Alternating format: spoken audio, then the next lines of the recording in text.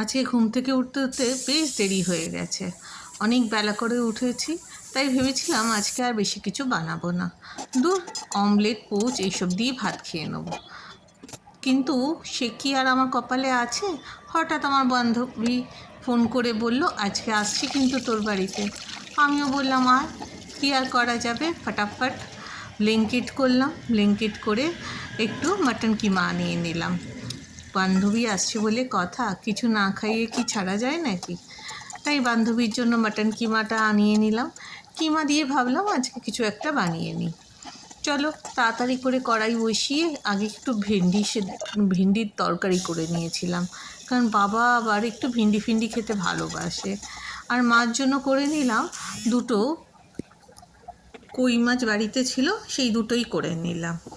কিমা করার জন্য আলুটাকে ভালো করে ভেজে উঠিয়ে নিয়েছি, তারপর পেঁয়াজ দিয়ে পেঁয়াজটাকেও ভালো করে ভেজে নিয়েছি, হালকা ব্রাউন হওয়া পর্যন্ত ভেজে নিয়ে তার মধ্যে দিয়ে দিয়েছিলাম আদা রসুন শুদ্ধ। পেঁয়াজটাকে আবার ভালো করে কষালাম, কষিয়ে যখন কাঁচা গন্ধটা চলে গেল তখন দিয়ে দিলাম কাঁচা মাটনের কিমাটাকে কিন্তু খুব ভালো করে ভিনিগার দিয়ে আগে আমি ধুয়ে রেখে দিয়েছিলাম।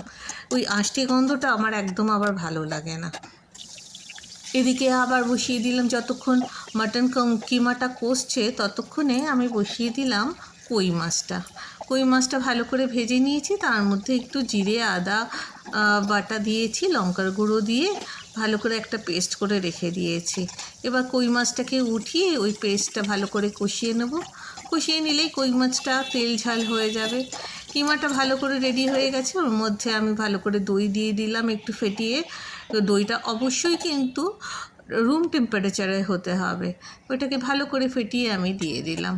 আবার হচ্ছে কিমা বসিয়ে দিয়েছি, ফাটাফাট করে তাড়াতাড়ি হাত চালাচ্ছি, কারণ সে আবার তাড়াতাড়ি খেয়ে দিয়ে আবার চলে যাবে।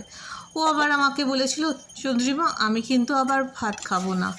আর ভাবলাম যে ভাত খাবে না, তাহলে কিমার সাথে একটু পরোটা বানিয়ে দিই। তাই যেরকম ভাবনা সেরকমই কাজ, আমি পরোটার সাথে আর কিমা তাকে সার্ভ করে দিলাম। ব্যাস আজকে আমার রান্না কিন্তু এইটুকুই ছিল, ভেন্ডির তরকারি, কিমা আর কই মাছের তেল ঝাল। ব্যাস এইটুকুই রান্না করলাম, বেশি কিছু রান্না করিনি। চলো তোমরা কী রান্না করলে নিশ্চয়ই জানাবে। আজকে তো আবার রোববার, মাটন হবে না সে তো আর হয় না। মাটন চিকেন কিছু একটা না কিছু তো তোমাদের বাড়িতেও হয়েছে। চারপাশ থেকে শুধু শিঁ করে সিটি বেজে যাচ্ছে। চলো সবাই ভালো থেকো, রোববারে অনেক এনজয় করো সবাই ফ্যামিলির সাথে। খুব ভালো থেকো, টাটা। আবার তোমাদের সাথে কালকে কথা বলতে আসবো। Bye bye.